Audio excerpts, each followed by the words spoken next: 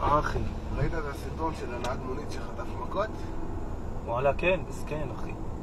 מה מסכן? למה אתה חושב שהוא מסכן? וואלה, הוא לא עשה כלום וקיבל מכות, אחי. למה? הוא לא יצא זבל, אבל בגלל זה הוא קיבל מכות. מה הוא יצא זבל? מה הוא יכול לעשות לצאת זבל? יש נהגי מוניות, ואתה תאמין לי שאני ואתה יודעים את זה טוב מאוד, יא בן שרמוטה.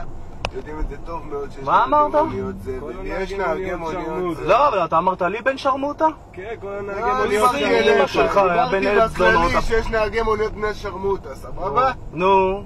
ויש כאלה שהם גנבים והם שוחטים אנשים, סבבה? נו. יא בן זונה, אני מקווה שהבנת את זה, אוקיי? בוא הנה, כוסים אמא שלך, יא בן שרמוטה, תשמור על הבן שלך. אבל למה אתה מה? רגע, אתה חושב שאני נהג מונית ההוא עם אמא שלכם אני מזיין עכשיו. אתה רוצה? שומע, יא בן זונה, שומע? בוא אני אעצור עכשיו בצד, יש מצלמה, נו. אני קולט את המצלמות, בגיל שלך, בוא נצא בחוץ, וואלה, אם לא הבאתי לך 10 דקירות בבטן, אני בן זונה, בוא החוצה, בוא תצא, בן שרמוטה, צא, בן שרמוטה, כוסי אמא שלך, יא בן שרמוטה, יא בן זונה, שמה לך זין, זיינתי אותך, יא בן שרמוטה, תשארו כמו כלבים בחוץ.